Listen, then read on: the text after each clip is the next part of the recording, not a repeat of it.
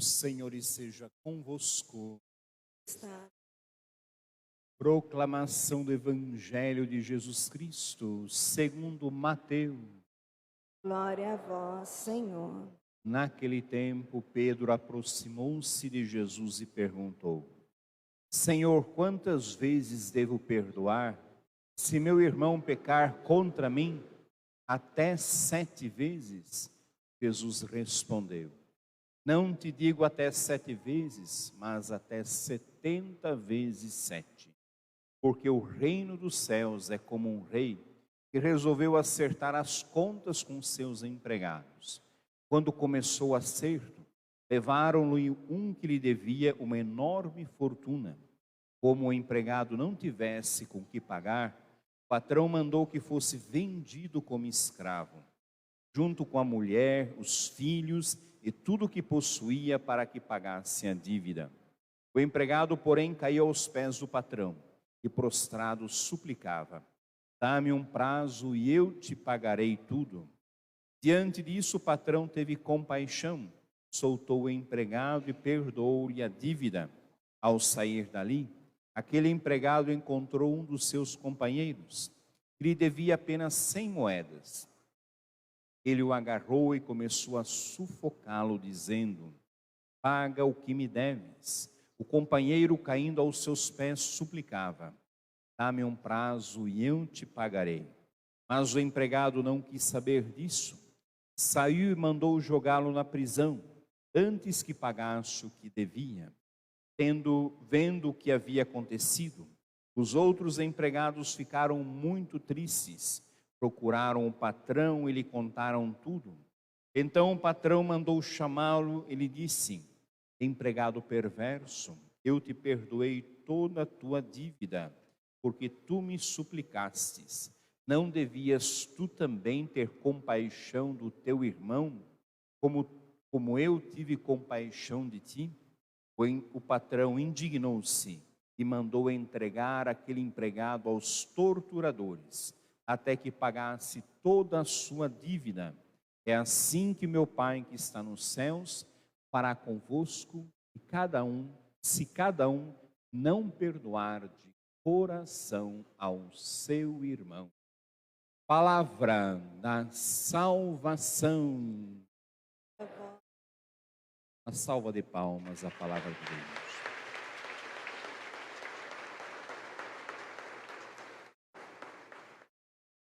Podemos nos sentar um instante.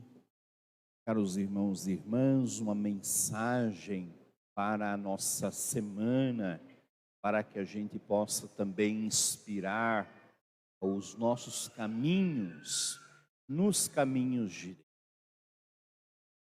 Hoje a palavra nos ensina o perdão, algo tão difícil para nós e algo tão próprio de Deus. Deus é aquele que perdoa. Nós escutamos, na Semana Santa, quando temos aquele momento em que Jesus é crucificado, e aquele ladrão, aquele malfeitor que está ao lado de Jesus, e pede a Jesus o perdão. E sempre aquele momento nos chama a atenção, porque é uma vida toda de erros, uma vida toda dissoluta, e no momento aquela pessoa se arrepende. E Jesus diz: ainda hoje estarás comigo no paraíso. E aquele homem foi redimido, foi salvo, está junto de nosso Senhor. Por isso Jesus vem repetir hoje para nós uma pequena parábola, antecedida pela pergunta de Pedro. Pedro não faz uma pergunta pequena, é uma pergunta importante, grande. E ele diz ao Senhor: Senhor, devo perdoar 7 vezes ao meu irmão? Eu sempre acho que 7 vezes já é bastante, eu também acho. Assim como Pedro, perdoar de coração 7 vezes uma pessoa que nos machucou, que pisou, né, em cima de nós ou fez algum mal contra nós, a gente sabe o quanto que custa isso para a nossa vida. Mas Jesus diz: olha, Pedro, não é só até 7 vezes, mas é até 70 vezes 7. Quantos são 70 vezes 7? 490 vezes, né? Isso fazendo a conta, mas o que Jesus quer dizer é um perdão infinito. Muito bem. Como entrar nesta vida de perdão? Com certeza, lá de fora é que nós não vamos aprender, né? As pessoas olho por olho, dente por dente, como diz o Antigo Testamento. Eu sempre digo que se a vida for olho por olho, né? Se um furar o olho do outro, pelo pecado que cometeu, nós viveremos todos cegos, né? Então, vejam bem, a dimensão que Jesus quer nos colocar é totalmente outra. E por isso que no momento do Pai Nosso nós pedimos esta graça a Deus, saber perdoar como o Senhor também sabe perdoar. Na primeira leitura, o livro do Eclesiástico, que é um livro da igreja, eclesiástico quer dizer livro da igreja, não é presente nas escrituras, né, protestantes, nas outras denominações cristãs, mas na Bíblia católica ela é presente. E vejam por que ela é presente. Vejam um ensinamento que o livro do Eclesiástico hoje nos dá. O rancor e a raiva não devem ser guardados. Quem se vinga encontrará uma vingança ainda maior. Perdoa a injustiça, mesmo que ela seja grande contra ti. Assim, quando tu orares, os teus pecados também serão perdoados. Agora, diz o livro do Eclesiástico, se alguém guarda raiva contra o outro, como poderá pedir o perdão de Deus? Como poderá se aproximar do Deus Santo e dizer: Senhor, perdoa-me? Vejam, em primeiro lugar, perdão é um dom. Lembre-se sempre disso. Não é só um esforço nosso. Porque por mais que a gente se esforce nesse caminho, sempre vem aquela ferida que machuca, aquela realidade que está dentro de nós, que dói, enfim, que sempre nos incomoda e tudo mais. Assim como a fé é um dom, o perdão também é um dom. Um dom de Deus em primeiro lugar. E é por isso que nós caminhamos no caminho de Jesus, para justamente aprendermos com Ele e pedir esse dom de poder perdoar. Vejam, perdoar não quer dizer esquecer. Tá? Muita gente confunde as coisas. Então eu não esqueço, não. Você não é, o perdão não é perda de memória, tá? Perder a memória é uma outra coisa. Perdão é a gente ter a capacidade de considerar o outro como sendo nosso irmão. Isso não quer dizer que nós precisamos ser amigo de todas as pessoas. A amizade é uma coisa, o perdão é outra, né? Assim como né? O esquecimento é uma coisa, o perdão é outra coisa. Perdão é a capacidade de a gente acolher, né, a outra pessoa no nosso caminho e a gente poder viver como cristãos que se respeitam, como pessoas que de alguma forma têm consideração pelo outro. E isso é importante para nós como igreja, para sermos cristãos, como é importante também na vida familiar. Creio que na vida familiar isso é ainda mais importante. Saber perdoar, saber dar uma nova chance. Porém, o perdão, ele também tem uma coisa muito importante que a gente tem que ter atenção. Quando nós perdoamos alguém, esse alguém que nos pede o perdão e que a gente dá, essa pessoa também ela precisa ser responsável em mudar de vida. Como, por exemplo, né, dentro de um casamento, alguém pode errar e o perdão pode acontecer. Agora, a pessoa também precisa se esforçar por remendar o seu caminho. Nós não podemos também, diante de Deus, pedir o perdão e continuarmos sendo os mesmos. Por exemplo, quando vamos, né, agora transportando para o sacramento da confissão. Quando vamos para o sacramento da confissão, pedimos o perdão a Deus, nós também devemos buscar mudar. A conversão é parte do sacramento da confissão. Caso contrário, o sacramento é apenas uma lavagem interior, né, que a gente faz das nossas imundícies, e a gente não tem a atitude corajosa de mudar. Mas é certo que, como diz Jesus, hoje nessa parábola, né, havia um rei que tinha um empregado que lhe devia muito, uma fortuna, e o rei decidiu vendê-lo e vender toda a sua família. E de repente aquele empregado chegou ao rei e disse: olha, por favor, me perdoe, me dá um tempo e eu te pagarei. E o rei o perdoou. Esse mesmo empregado que havia recebido o perdão do rei, havia uma outra pessoa que também lhe devia a esse empregado, mas uma quantia muito pequena.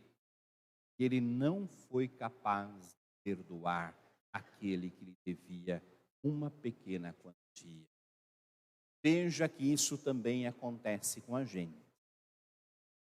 O perdão de Deus é infinito e a gente sabe o quanto nós precisamos dele. Seja o perdão dos nossos pensamentos, mesmo eu como padre, o pensamento que vem do coração, os pensamentos ou as ações que nós fazemos, as palavras que a gente fala, que são palavras que às vezes machucam, as nossas omissões diante de tantas situações que estão no nosso mundo e que a gente acaba, né, desviando o olhar, ou seja, quanto a gente precisa ser restaurado por essa misericórdia. E é por isso que a gente não pode negar ao irmão que vem até nós o perdão que ele nos pede. Eu sei que perdão é sempre difícil para nós. Custa um caminho, custa, né, uma estrada que a gente precisa fazer para chegar a realmente perdoar de coração ao nosso irmão. Mas vejam, qual é o primeiro fruto do perdão? É a paz interior. Santa Teresa d'Ávila, né, uma santa que viveu lá nos anos 1500, ela escreveu um livro chamado assim, Caminho de Perfeição. E ela demonstra nesse livro que o caminho da perfeição não é a gente fazer todas as coisas de forma correta, porque esta perfeição pertence a Deus. O que nós devemos fazer para alcançarmos a perfeição, em primeiro lugar, é poder eliminar aquilo que dentro de nós são as raízes mais profundas dos nossos pecados. E entre estes pecados que ela enumera, um deles é a ira, o rancor, ou seja, este ressentimento que muitas vezes carregamos dentro de nós, que acaba destruindo a nossa espiritualidade, que acaba, muitas vezes trazendo dificuldades de a gente, viver com o outro, ou então de nos alegrarmos com a própria vida. Por isso, meus caros irmãos e irmãs, hoje o Senhor nos convida a podermos seguir este caminho do verdadeiro perdão. Como diz São Paulo, ninguém deve viver para si mesmo. Ninguém deve viver somente para o seu passado. Se nós vivemos, é para o Senhor que vive. Portanto, dirá São Paulo, ergamos a cabeça, prossigamos o nosso caminho com fé, com uma espiritualidade sólida, para que possamos, assim como Cristo, soube perdoar até mesmo aqueles que o colocaram diante da cruz, que nós também possamos perdoar aqueles que também nos trazem as cruzes da vida. Portanto, diz São Paulo ao final do seu texto, Cristo morreu, ressuscitou exatamente para isso, para que nós tivéssemos a mesma graça que Ele teve de perdoar o nosso semelhante. E assim vivermos completamente para o Senhor, como Cristo viveu para o seu Pai. Que possamos, durante esta semana, nos perguntar: quem eu preciso ainda perdoar?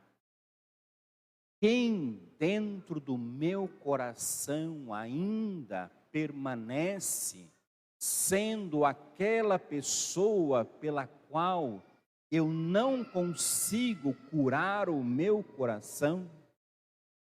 Qual é a atitude que alguém realizou para comigo e que provocou uma ferida enorme? Eu não consigo curá-la? Qual é o bálsamo que me falta? Qual é a graça que me falta? Aonde eu devo realmente buscá-la? E é nestas perguntas que a gente também vai buscando aquilo que é a raiz daquilo que muitas vezes dentro de nós soam como um lado escuro da nossa vida. E que esse lado escuro da nossa vida possa ser iluminado pelo amor, pela misericórdia de nosso Senhor Jesus Cristo. Por isso Jesus diz uma coisa: se você tem um inimigo, ore por ele. Não que você tenha que orar por ele para que ele seja melhor.